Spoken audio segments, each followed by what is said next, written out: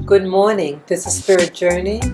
This video is going to be a controversial video and is pertaining to my experiences that I had growing up regarding sexuality and within the Black community, and how it ties into current events.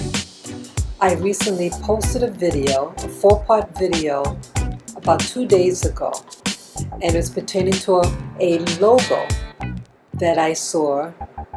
And the more I looked at that logo, the DreamWorks logo, it seemed to reveal certain hidden truths according to my interpretation. And then just yesterday I saw a video with this Black leader, and he did many videos regarding about different agendas and what's happening within the Black movement, and that he felt it important to have an organization for Blacks who are straight. And so listening to his video really seemed to bring understanding about the larger agenda about this new radicalism within the Black community and all of the United States.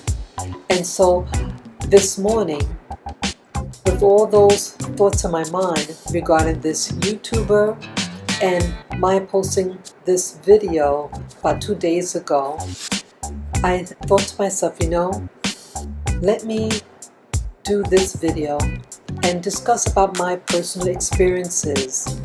And again, it's not a video to slam dunk people's sexual behavior of consenting adults. So it's to each his own.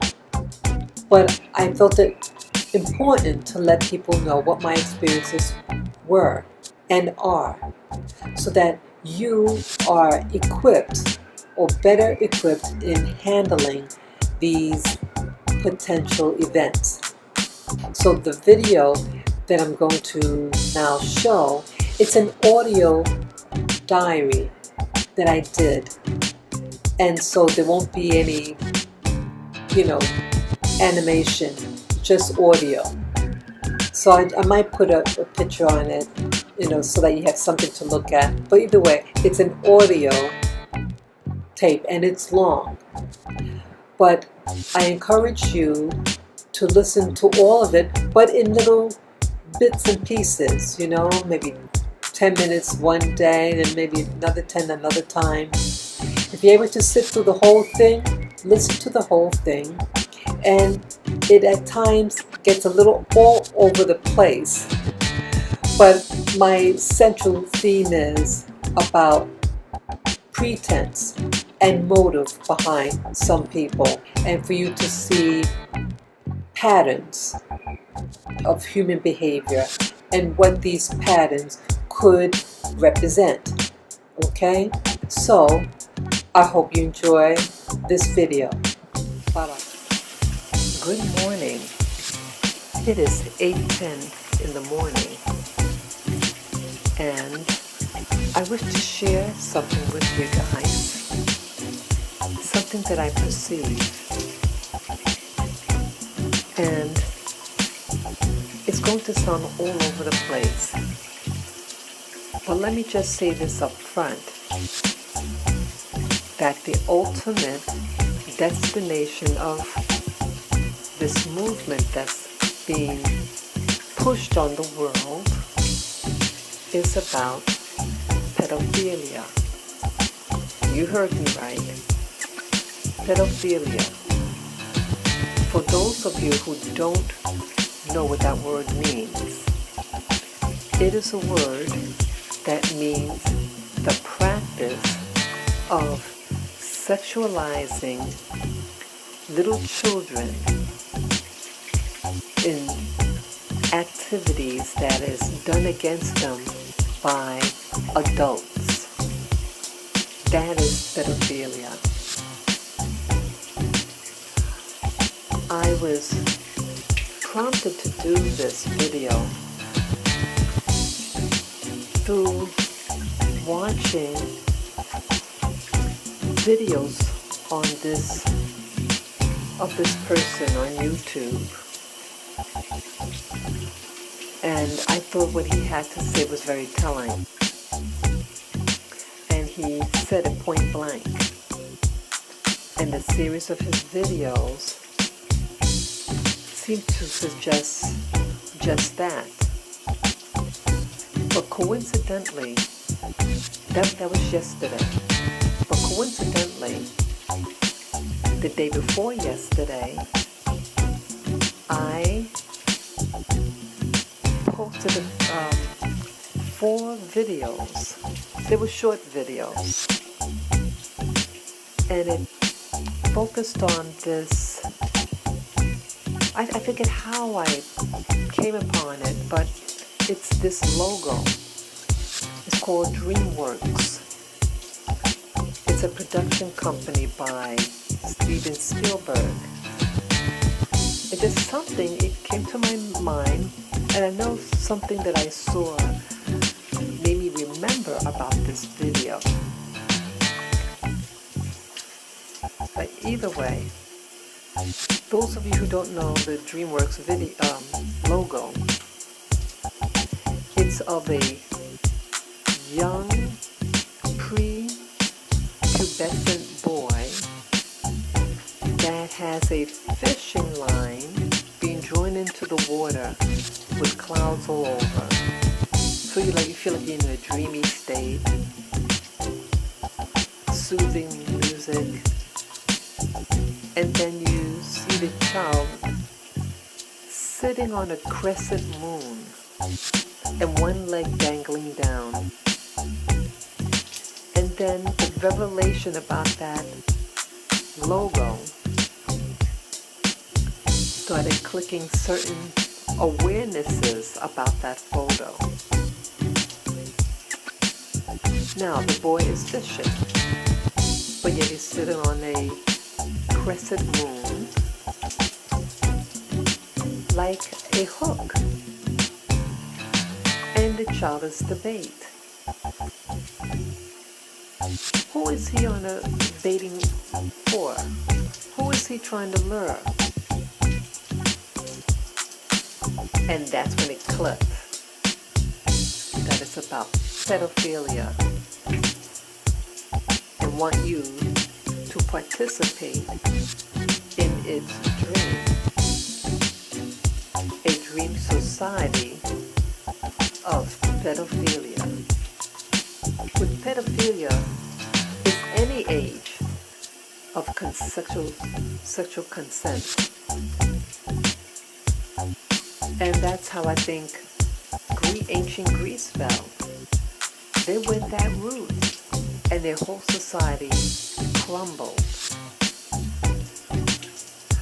So now, so I put it up front in this video, up front with the whole deal is about. Now I'm going to talk about the little pieces of the puzzle that's going to bring to the conclusion, which I just gave you in the very beginning.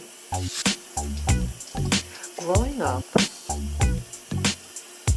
I was very naive, and I lived in a very closed environment. Even though I come from a very large family, but I was very naive about the world around me. I got my first job after high school, like 2 months after graduating from high school. And I worked for the city of New York. And I met some real characters there. And I noticed something about these characters. See, back then, things was very old school in today's comparison. You know, if someone was to describe that era, 1980 to be exact. Roles were pretty much traditional, especially in the black community. Okay, this is 1980, and it's just a couple of decades after the civil rights law and all that drama. But I noticed something. Now this lady that I worked with, she was a dark-skinned black woman, very short. She was about maybe 5 feet, very short, tiny frame, slim, childlike shape. But she was a very bitter, angry woman, very dark-skinned, and very hateful against white people. Very. It also turned out that she did cocaine, and she tried to get me to do cocaine, and here I'm a minor. She was very vile in her speech, and she often tried to make me embarrassed, that I didn't think like her, that I wasn't walking around hateful like she was. And then she had shared with me that she was married, but she doesn't have sex with her husband anymore. Now I'm a minor, I'm 17 years old, and she's sharing me this personal stuff about herself. And she says, well, I don't have sex with him anymore, and so it's okay for him to go and have sex outside of our marriage. And plus, she has a 6-year-old child with this man. But it's okay, because a man has his sexual needs, and I understand that. Well, that should have been a clue right there for me. See, I don't believe in sharing any man with anybody. I don't care what his needs are. I mean, I don't excuse that. You're married to that person, one man, one woman. But either way, she shared me that story. And I think in the back of my mind, I must have been thinking, why is she telling me this? Because see, I'm old school, and what happens in closed doors with your man is between just you two. But she's sharing me this, and I learned, and I hope you guys learn, that anytime someone is telling you something personal like that, it's for a reason. And it's not just telling you something because they're bored. They're trying to communicate something with you. So she was trying to communicate that it is okay for him and his needs. It's also okay for her and her needs. And then it's something, I remember talking to my brother about her. And then he said, oh, you better watch out for her. She's probably a lesbian. She sounds like a lesbian. And I'm thinking, a lesbian? Where did that come from? See, again, I was very naive. And then in a conversation with this lady, she passes me a note on the job. Again, we work together in the same room, but she hands me a little piece of paper. Well, I have to back up a little bit. I remember why I talked to that family member about her. This same woman was asking me to go on a rooftop with her. I'm thinking, why would I want to go on a rooftop with her? That sounds so, I don't know. I'm afraid of heights and everything, and that's not a place to meet people on a rooftop. Someone could fall off the roof. See, that's my logic. Well, yes, she did have something in mind. So I talked to my brother about it. And that's why he said his remark. And then after that, sometime later on, that's when she handed me the piece of paper. And that piece of paper said, hi, I'm bisexual. I know now what the word bi means. It means that you swing both ways sexually. And some other stuff. I didn't know what to make out of that. That was the first person that ever disclosed their orientation. Now this lady, again, acted very hostile towards me. Very hostile and hateful, actually. Okay, so that's that woman's persona. And so, yes, she was a homosexual, even though she's married and has a child by him. Okay. Fast forward a little bit. I go away to school. 2 years later, I go away to school, not too far from where I live, but you have to live on campus. It's like an hour and a half ride away from home. And back then, I was very pro-white. I mean, I'm just calling it is what it is. I was about protecting their interests. I was very confused about my racial identity because of my racial mix. And growing up, a lot of the black women in particular didn't like me. So in the confusion of these black women, and they're usually very dark-skinned black women, hated me. Just like that woman on my job, she was a very dark-skinned black woman from Virginia. Very hateful and mean-spirited. Well, when I went away for school, and I met women just like her, that person on my job, there were 3 women. The older one was in charge of the dorm. What do you call it? A dorm mother? And it was a female dorm, too, back then. And they were very hateful against white people. And they only wanted to have in positions in that dorm life only black people. And I think I was encouraged. I forget how, but my name got into to be the treasurer. But I let them know in my naivety,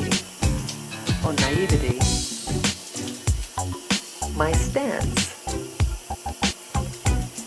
but in an indirect way. And even though I was very naive, but my instincts were telling me, and so I told them what I told them. And that was a no-no for me. So I feel even with injustices being done to black people in America, I do believe that everybody has a right to be civil and kind to one another. And I still stand behind that. But you don't do to others that you don't want others to do to you. That is my religion. And still is my religion. So anyway, I did communicate my sentiment. But in an indirect way, they got the message, and then they turned on me. That same spirit, angry, anger. And then, like a serpent, they struck. It was Halloween. And one of the 3 women came to me and handed me a piece of candy. And I foolishly accepted. And I was wondering why she was laughing and giggling as she left. That morning, I woke up early that morning, and I had my eyes closed up. I had this I was given a toxin, a poison. I was sick for over a year.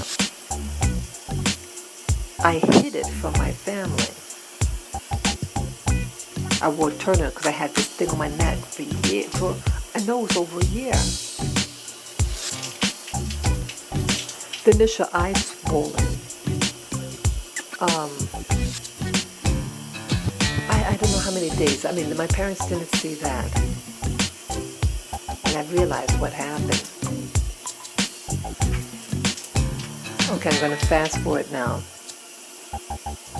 to modern era. I look at the people on YouTube primarily, you know, the videos. And you watch these organizations like what they call the Black Lives Matter. Watch them, watch the leaders of it. They have a website, and I looked at it. And it's the same type of woman, like the same spirit, angry, and it's about. Oh, I have to back up a little bit. Let me just back up just a little bit. Almost forgot something. Before the social justice warriors, you have to back up. There was another person that I met. This was maybe 7 years after graduated from high school. I was on my own. I lived in a very rundown area in the city, but I was proud of it because it was my own. But how I got the apartment, there's another so-called friend, a dark-skinned black woman, and she came across the same way, but a little bit, because her features were a little different. She was black and Puerto Rican. So she had the exotic looks of a Puerto Rican, but just dark complexion. So it deceived me to think she was, disarming me that, she looked a little different, so she's not like those other women. But in actuality, she was just like those women. Got my first job. She was like a very short, petite, very shapely, but always angry, and that she knew about society and the world and justice, see that, all that justice stuff again, and how wrong I was about life, and you got to open your eyes, blah, blah, blah. Yeah, I needed to open my eyes, definitely, but the intent that she always had that anger thing about herself. She had this guy that she liked, that she used to talk about all the time. Yes. But that same spirit. And how that, I have to be more hip to the current events about black people and our plight. Which is true. Back then, definitely. So I viewed her as a mentor to teach me about this social awareness. But it turned out that she was no different than these other people. And that when my back was turned, she did me in. She had deceived, how I got the apartment. See, I almost forgot, I was rambling there. Well, I told her that I was looking for a place. And just discussing with her, but I have to, wait until I get enough money for the deposit and blah, blah, blah. She says, I have some money and I'll loan it for you. Oh, I know you're a good person and blah, blah, blah. Which I was and still am. She knew I was good for it, so she loaned me $400 and I paid it back in a timely manner.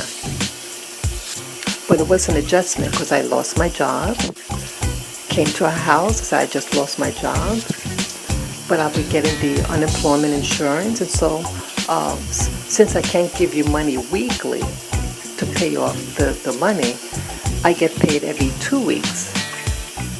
So could I do that? She said, yeah, that's even better. So when you give me money, it'll be a larger sum, which is deposit. So yeah, you can do that. So I paid it off. And I thought she was my friend. Wow, this lady hardly knows me. Hardly knows me, and she's loaning me money. That should have been the first clue, or one of the clues. So one minute she seems almost like condescending to me, and then another minute, hey, I loaned you some money. Well, that's part of her game, that she would loan people money and then come back and ask them for twice the amount of money that you loaned her.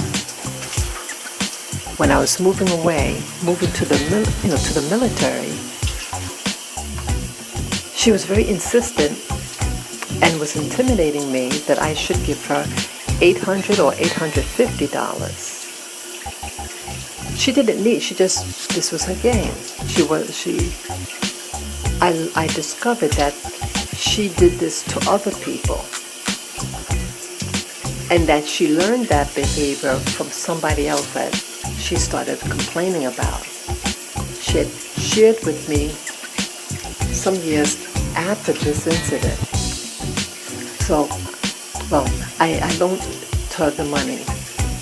But when I found out very shortly after giving her the money, when I was in the military, that she was with this guy, my boyfriend back then, and other stuff that she did.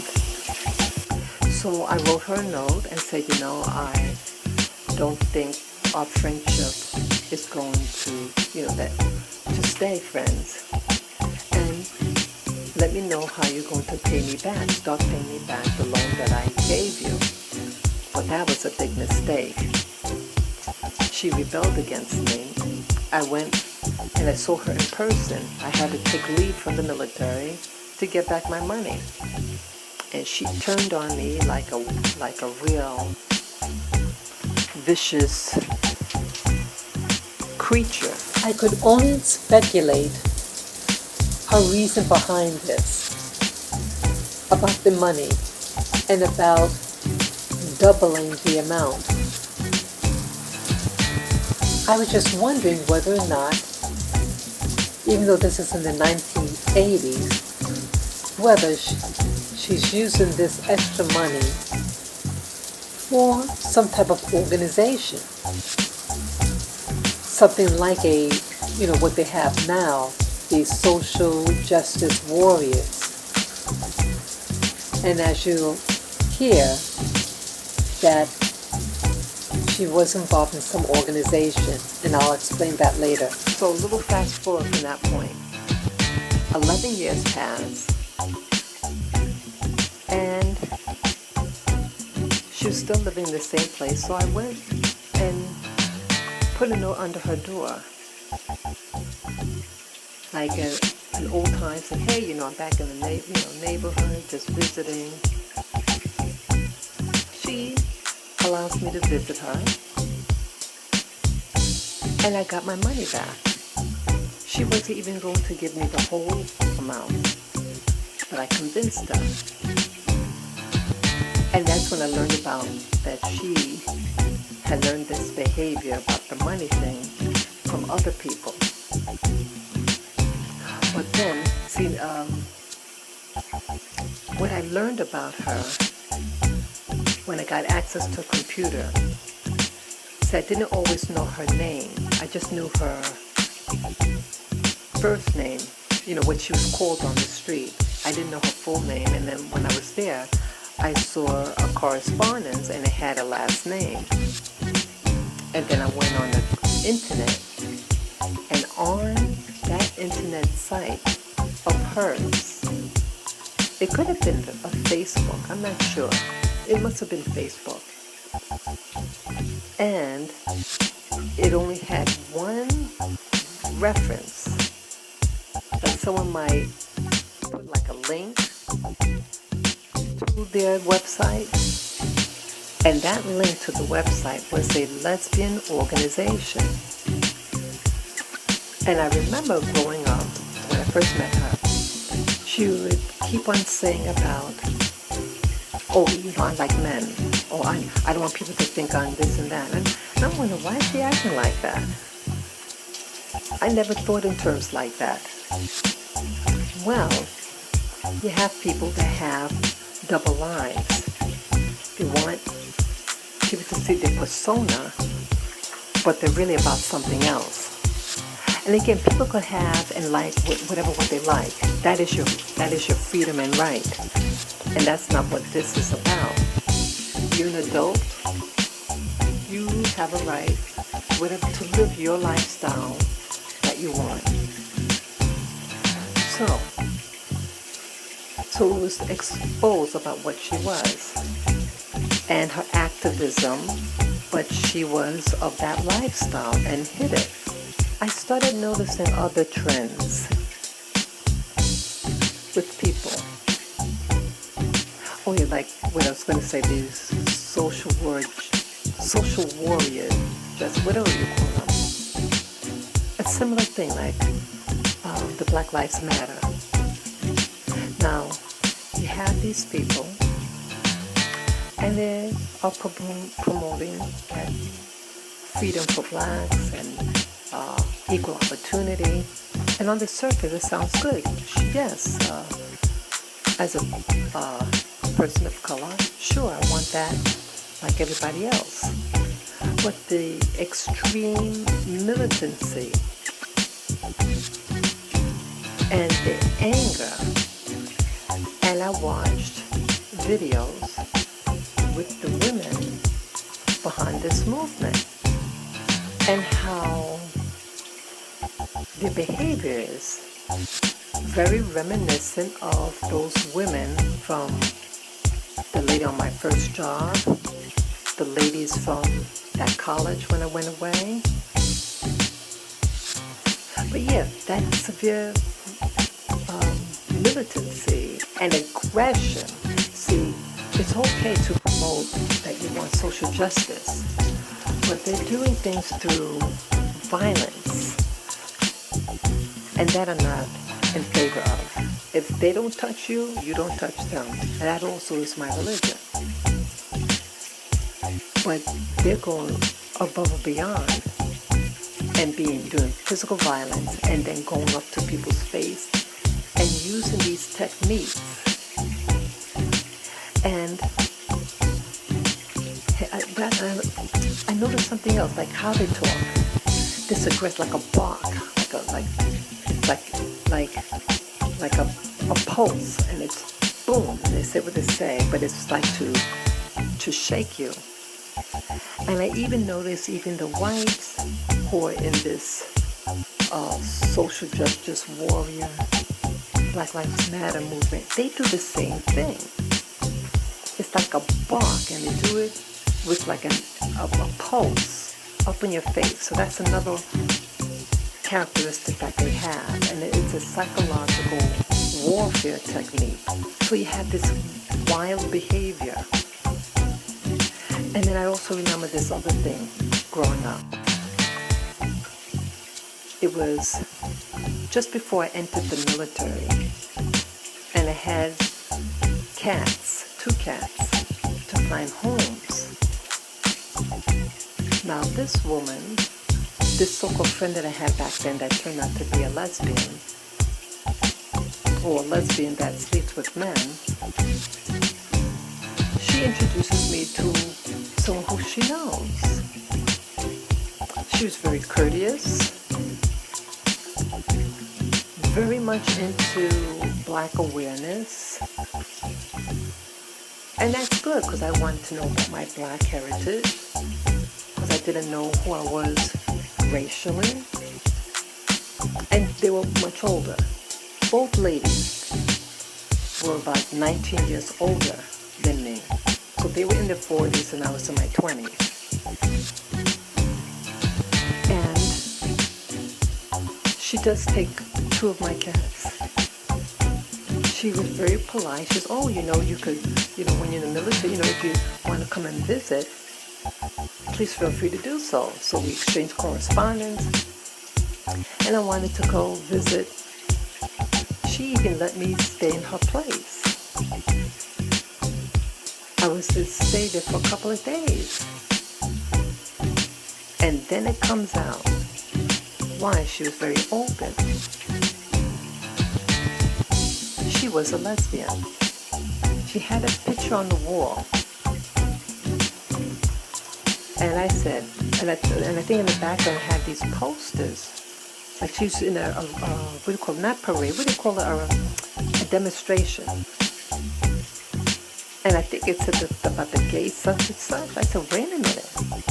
I just kept the mental note, and she gets home, and it's just, I'm gay, blah, blah, blah, blah, blah, blah. I said, oh.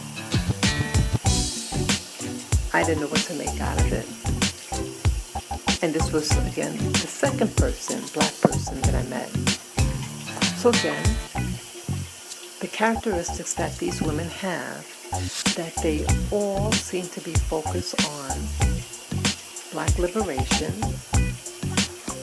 justice, and pro-black, pro-Egyptian stuff, things like that. But they're all lesbian, or lesbians who may be married to men. There was something else regarding that woman who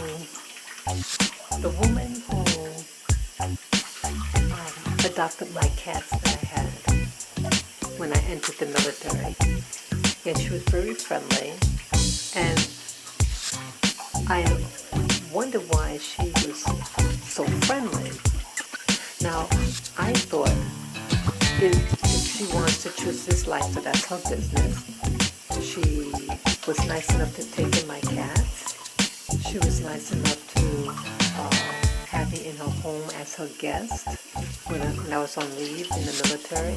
When I went back to my command in the military, I still kept correspondence. I used to write her. I talked to her about my trip in Egypt, because she was into Egyptology, things like that. So I shared that with her. I thought she was just a friend. She could have what she likes, and I can have what I like. So I naively shared with her this about this person. Along the only, I met this guy, and I liked him, and so.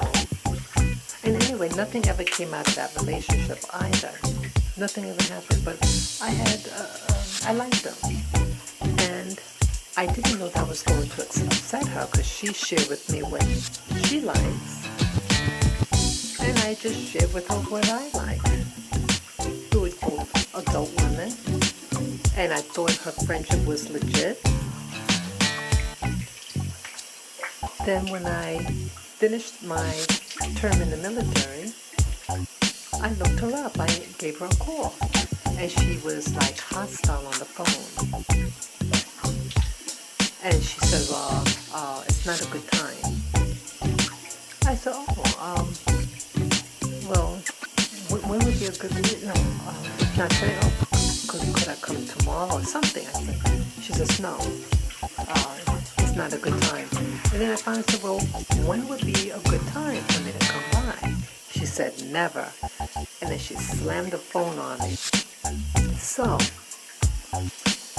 what I learned here from her, that these people want freedom for themselves, and they want to bring you and convert you into their lifestyle. But she didn't approve of a man that I had liked. So she was so hostile and slammed the phone on me. So how come these social justice warriors, when you do things more traditional or want to meet a nice guy, they all of a sudden don't want to believe in your equality. But they want people to embrace their equality and lifestyle. So just be aware of that. When you meet somebody like that, find out, hey, are you my friend because you want to convert me into that lifestyle? And how do you feel if I have this lifestyle or if I go out with this type of guy? Just like they don't have to have permission who they go out with, I shouldn't have to have their permission who I go out with. So this is just food for thought about what the real motivation is behind these people.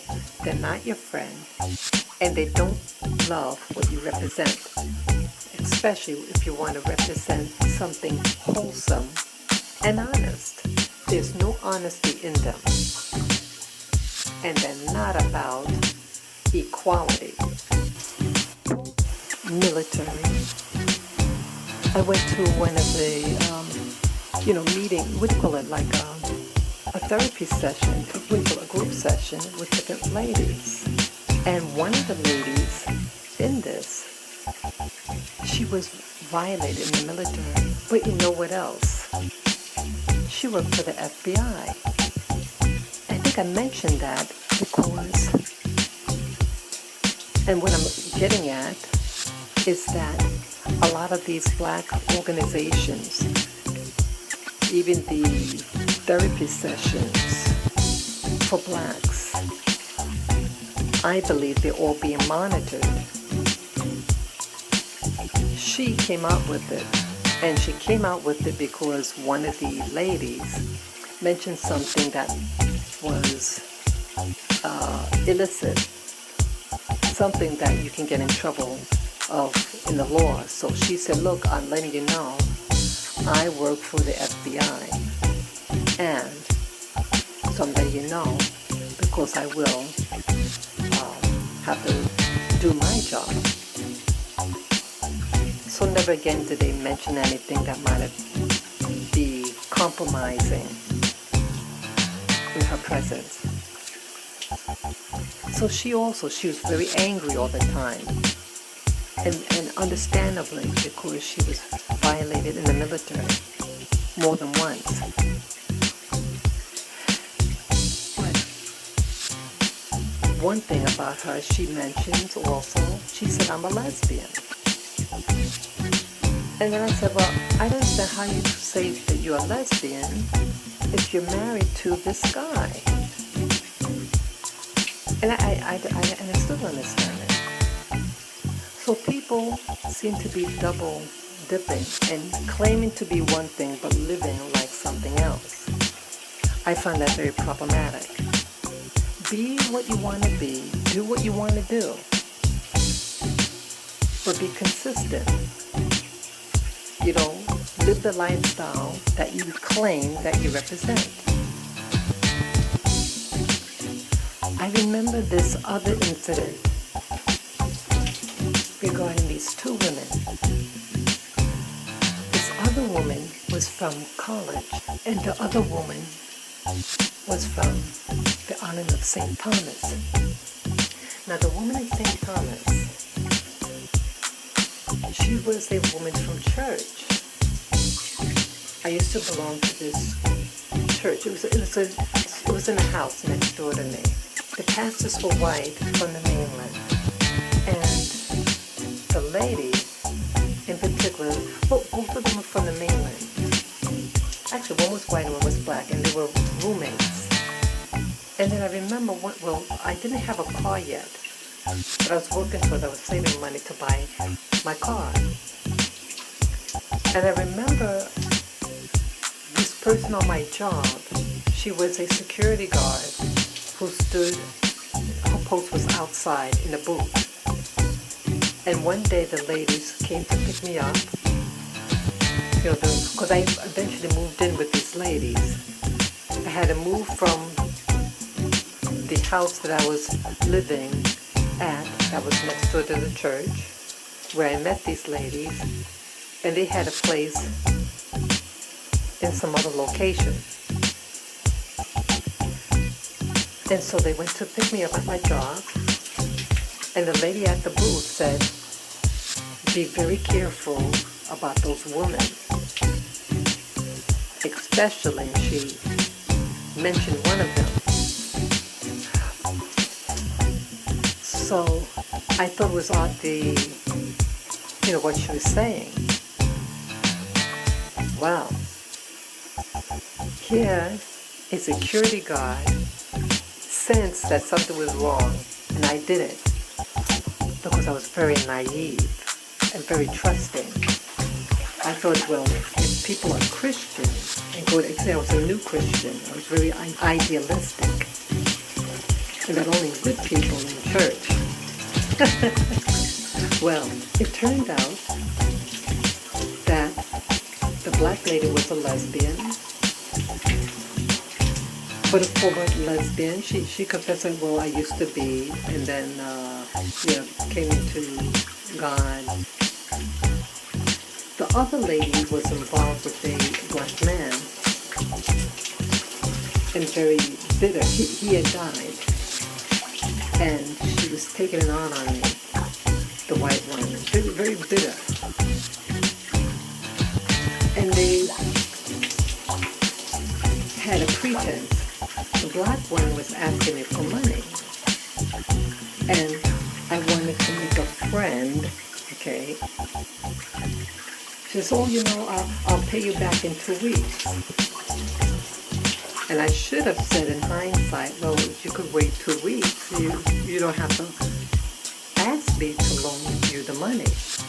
And I always was curious because those two ladies were very close.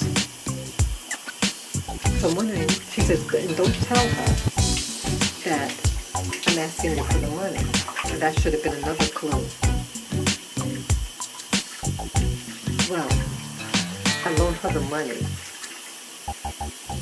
So I thought, well, maybe, because there was tension in the place. And I didn't want to have this tension. And we didn't show what was going on. Those two ladies were probably in a special relationship. But on the side, outside, they had their other interests. But I was the third wheel and not wanted. And it's the white woman in particular that was very verbally, very angry at me. And had later did something behind my back. And it forced me to have to leave the place and leave that church. But with the money, again, the money issue was that she doesn't want to give me my money. And so I went to another person of the church, an elder. I said, when there's a problem in the church, do you supposed to go to an elder first? And she said, yes, but you have to first confront the person. I said, okay. So I said, well, I did confront that person. That person is not doing X, Y, and Z. So that person did confront them. After hearing that I tried to confront the person. And then that lady, the black woman, contacts me and says, well, you shouldn't have told anybody. I said, well, you said you're going to give me the money, but you're not. And now you're getting all mean with me at home. So she all of a sudden has the money. So I see that the other woman had control over the black woman. And even though she was so-called former homosexual, there was something going on between the other woman.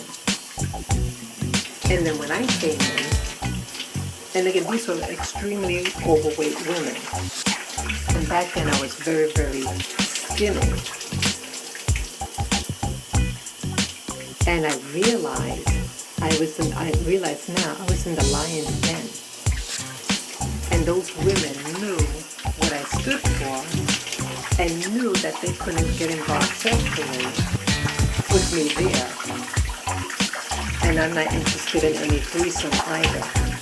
So I was forced out. There was a big argument, and I was forced out. So again, they have secrets, and they try to sometimes befriend. I'll be your friend if you give me money without something. And then they dump you. And their true colors. Again, it was something of a sexual nature that again, that play that they have with relationships and secret relationships and bullying. The white woman was bullying me, and the black woman was trying to get money from me. She didn't ask the white woman for the money, but she asked me, and didn't want the white woman to know, because then it would put a wedge in their relationship. But if you're all friends from the church, you help who you can help. But it's not about helping; it's about who you're sleeping with. And I think that's what the key issue with that, and how if you don't get along or follow along with the agenda, you become on their hate list. I was actually hated by them, especially the white men. That was many years ago, in the early 90s. And then maybe like 10 years ago, I was in college. I was in one of those liberal classes. So white ladies from the southeast. It was a very bizarre class. It was a freaky class. It was something on some type of sociology class. It was weird and freaky. Even the book that they had, I think the book is really designed for what we call today the social warrior people, whatever you call it. Very bizarre sexual stuff. Well, one day they had this film. We'll have to back up a little bit. There was a woman, a white Jewish woman. She made an issue that she was a Jewish woman. She was an Ashkenazi. And how she had a Dominican friend. Dominican, that's an island called the Dominican Republic. Those who don't know, it's in the Caribbean. And how she brought the male friend, to the parents' house. And how the parents, now she knows what her parents are like. It's a Jewish family. Yeah, she's one of those social warrior justice people. And they say, get that, you know what, using the N-word out of this house. Oh, he's not a black person, he's Dominican.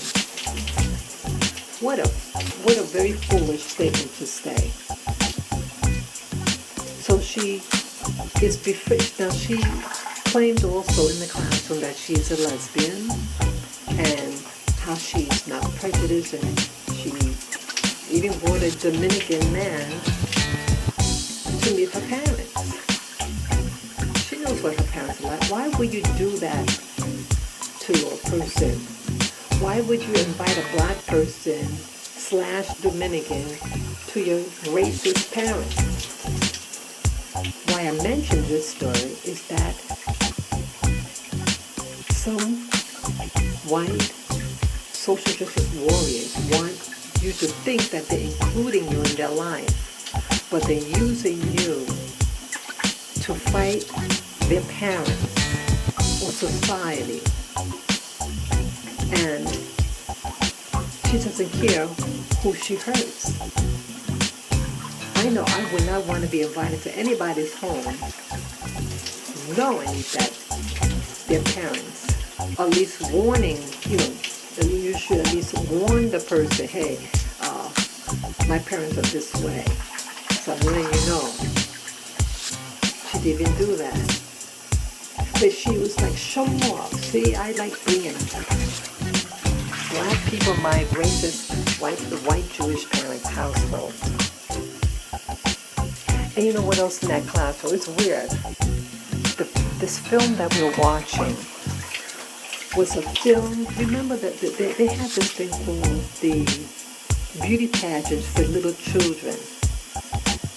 And about 20 plus years ago, I think it could have been 23 years ago, there was a young girl, she was 5 years old at the time, about JonBenét Ramsey, and she dies under mysterious circumstances in her house. She was sexually tortured, but she was involved in beauty pageants for little children. And so this video clip that this teacher had was of this little pageantry. And so I have the Ashkenazi woman sitting to my right. And then I'm watching this thing with these children being sexualized. And I thought I was going to lose it. My rage and anger. I quit the class. I signed out. I said, I'm not going to watch it. It was just a perverted classroom. I've never been in a class like that. I forget the type of class. It was some type of social class, sociology type class. And they had the liberal white female, middle-aged woman from the South.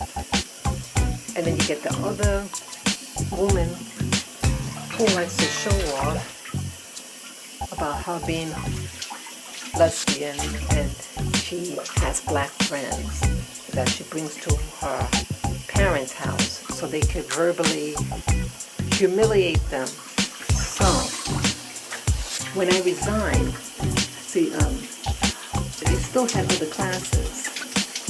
And that same woman was in that other class of mine too. So she walks up to me. Oh, I don't see you in class anymore. Why did you get it? It is none of your business what I do or not do. And there were a lot of people like that in that school. I went to Brooklyn College. Very nosy. Want to get in your business. They don't do anything to help you. But they like your business and they like you to do their work for them. That I learned. And I don't like it. So there are all types of people out there. And so you have people, social justice warriors, black and white, for the same thing, that they are of a certain persuasion, and their behavior that's attached to it, aggression, lack of concern of people's rights that are different than theirs, and how they impose it on others. So what does this have to do with this video I was watching with this man and about pedophilia? So, you have people have practices, and that they may claim that they represent a particular movement. But it seems like everybody associated with this civil rights and justice, they seem to all be really angry, violent in nature.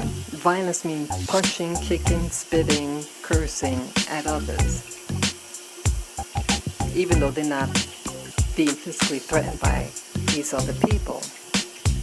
And the bullying and trying to force other blacks in their lifestyle, but they're secretive. They want you to say, well, you're not down with us, with the black movement. There was another woman in the black movement. Her name is Angela Davis. You had many people who were in that movement back then that seemed to stand strong. They did things that help people. They seemed to be the people of their word, that they lived it. But I'm learning now that maybe all that was a ruse too. Now this woman, Angela Davis, you don't hear of her these days. She's still alive. She's a college professor in California. But what is not really known in the mainstream black community is that she's a lesbian. Now again, she has a right to love who she wants to love. So was she pretending and using the black liberation movement of the 1960s and 70s to hide her homosexual agenda? That is my question.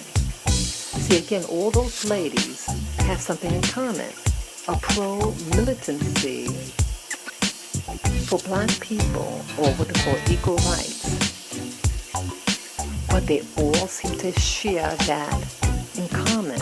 And you notice now, those people from the 1970s, you don't see them in the movement now, living their comfortable lives.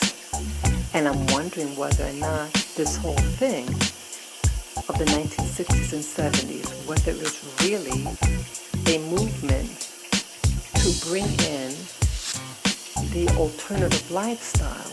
Again, alternative lifestyle, if someone chooses, that is their business.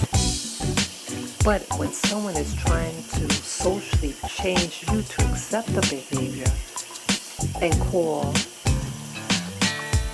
a normal behavior between a man and a woman, a genetic man and woman, to live and have a family, and want you to make you think that that's not normal anymore, be aware. Be aware. So, all these people have that element in common. And it seems to be a sexual one. But look at these people that they have in them. People who want to change. So these media, now all of a sudden, they want people to be open to different types of lifestyles, interracial dating. That we're all equal now if everybody could, blacks and whites could marry each other. So again, they want to break social walls that are in place and make you think that other things are normal. See, on the surface, nothing's wrong with that. So they want you to think that if it's okay, interracial dating, that this is freedom. But they are attaching to that the homosexual agenda. And then the next step after that is about the children.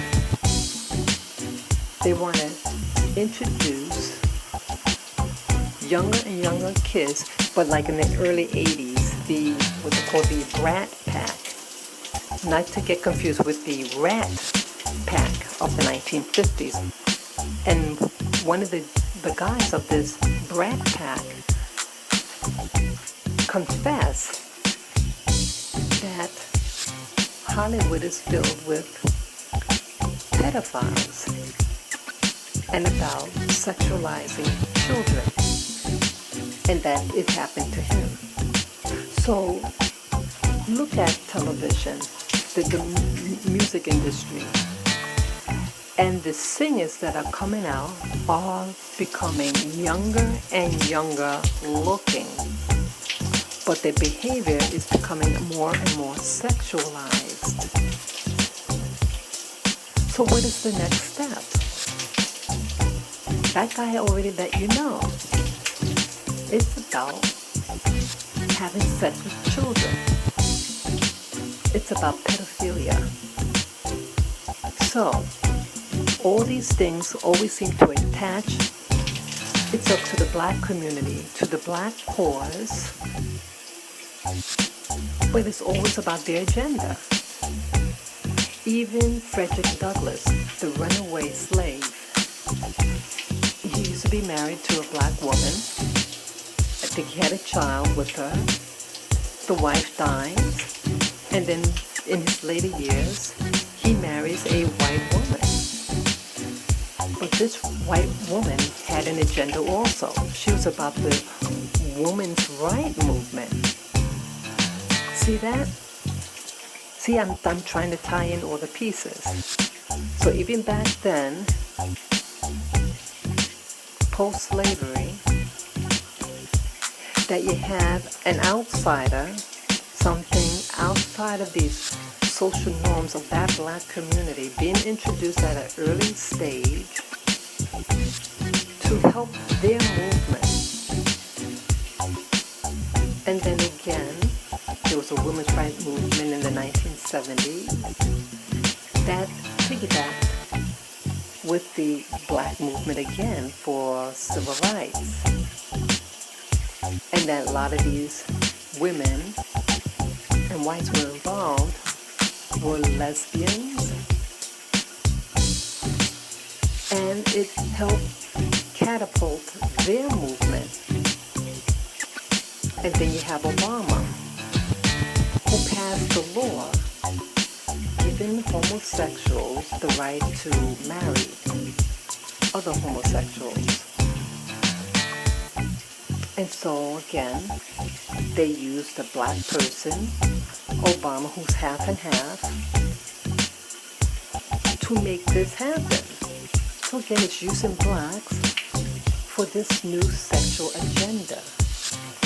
And I think that they're going to use blacks for the agenda with pedophilia.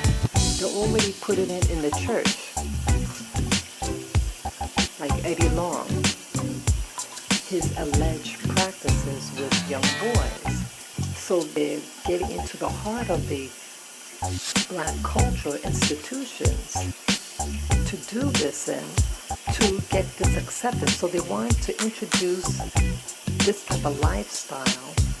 And historically, blacks were very, very conservative in their lifestyle and their sexuality. But now, the church, the black church, is infiltrated with people with agendas. And they're introducing themselves very early to these kids. And once they break the black community to accept homosexuality, the next step is this pedophilia. See, homosexuality, like this one YouTuber mentioned in a video that I saw yesterday, was that they want you to accept this aim that with Eddie Long, these were in the late teens, but when the sexual activity started, they were of age. But the real goal is to get them younger and younger and younger. So people are going to think, oh, it's homosexuals, and they have rights. On the surface, you would think that, but no, it's not homosexuality.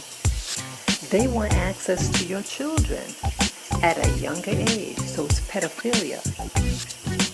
So again, if two adults, then you can't call it pedophilia. But you know what the goal is, to get them younger. So now you can't say that he's homosexual. So they promote it as a homosexual thing when it's about pedophilia. When you're underage and you have an adult person sexualizing a kid, that's pedophilia. So that is the next step, and which is going to probably escalate even further. What do you call it? That woman from, I think she was from Russia, that spirit cooking. They had Jay-Z and Beyonce. Why would a person in their right mind want to be with a woman like that? It's not even funny. Or look at the other black performers out there, and their kids are getting sexualized, and they were just little children. I'm talking about the Smith family, Will Smith and his wife Jada Pinkett Smith. And just look at Jada Pinkett Smith in her newest movie called, what was that, Girls Night Out or something like that. What was that movie about?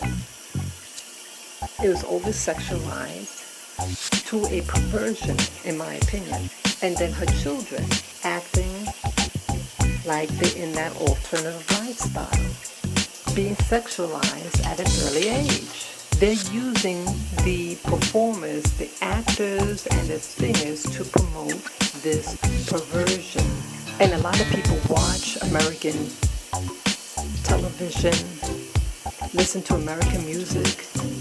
So what's happening in the United States is like the flag or the centerpiece of the world arena. Everybody's watching us. So the blacks that you see in the media is the blacks that they want represented and taught through other black nations. And so they're going to teach their agenda through American TV using the black performances and that spirit cooking to pervert your family. Just be aware of what's going on. And again, I know what I'm saying is very controversial. You can have your lifestyle of choice if it's your choice. But what I'm getting at is people who aren't honest about their agenda. That is the essence of this video. And it's not a hate speech video. But I do disagree with people who show you one hand when actually they want to promote something else. That's what I'm against. Because it's not being honest. And it's not making people see clearly what you are really about. Start noticing the logos, what they have on television or movies, what they're showing. And you may start to notice also about these children and how they're being sexualized, like that logo, like the DreamWorks logo, in my opinion, is about introducing people into the sexualization of minors. So, I hope you enjoyed this video, and feel free to comment below, to share this video with friends, family members, and you can subscribe to my channel. So protect your family, walk in awareness and confidence so that you could know about those arrows, so that you could extinguish them from your life.